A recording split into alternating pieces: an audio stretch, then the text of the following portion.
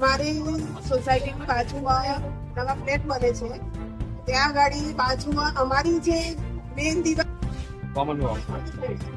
છે એની બાજુમાં કોઈ સપોર્ટ લીધો નથી, કોઈને સોસાયટીની એનઓસી નથી દીધી, ચાલુ કરી દીધી. 8 થી 10 ઘરની આખી કોમન દિવાલ પડી ગઈ છે અને ઘરને ટોટલી સાઈડમાંથી બધું પાણીની ટાંકી સાથે બધું ડેમેજ થયું. એની જવાબદારી કોની? કોણ લેશે એની જવાબદારી? મકાનની અંદર જવાય એવી સ્થિતિ નહીં.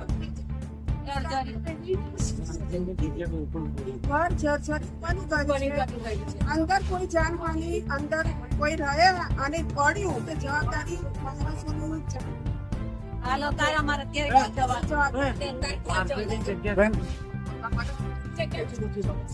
માર્જિંગમાં જગ્યા છોડે નથી, અમને જણાવવામાં આવે નથી અને રાતોરાત નીચેની આરસીસી પાણી ફૂટતું હતું એટલે રાતોરાત એ લોકોએ આરસીસી કરેલી છે. ફાઇલિંગ દબાવવા માટે ઘરમાં જવાય બિલકુલ પરિસ્થિતિ નથી, તેનું જવાબદાર કોણ? જાનહાનિ થઈ હોય તેની જવાબદારી અમારે કઈ જવાનું? એના માટે જવાબદાર કોણ? બિલ્ડરના કેટલાય ફોન કર્યા પણ બિલ્ડર ફોન ઉપાડતા નથી, ફોન બંધ કરી દીધો છે અને પોલીસ સ્ટેશનમાં અત્યારે અમે હાલ આવી ચૂક્યા છીએ. એની જવાબદારી કોણ લેશે?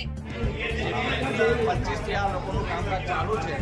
આખા ચોમાસામાં એ લોકોએ કંઈ કામ કર્યું નહીં. આખા ચોમાસામાં અમારી કોમન વોલ છે, અમે ત્યાં આગળ બિલ્ડરને જઈને કહ્યું ત્યારે એને ટેકાને મૂક્યા અને આજે સવારના 6 વાગ્યાના અમે એની પાછળ પડ્યા છીએ કે કંઈ નહીં થાય, કંઈ નહીં થાય અને મળીને આના અડધો કલાકમાં જ આખી ફાઇલિંગ સાથેની આખી કોમન વોલ નીચે પડી ગઈ છે અને પાછળ જે 6 મકાન છે એ 6 મકાનને જે ફ્લોરિંગ છે એ નીચેથી બધી માટી ઢસડાઈને નીચે પડી ગઈ છે. હવે ઉપર મકાનમાં જવાય એવી કોઈ પરિસ્થિતિ જ નથી.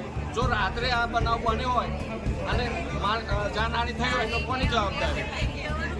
આ બાબતમાં તમે પહેલા કોઈ વખત બિલ્ડરને રજૂઆત કરી હતી ખરી?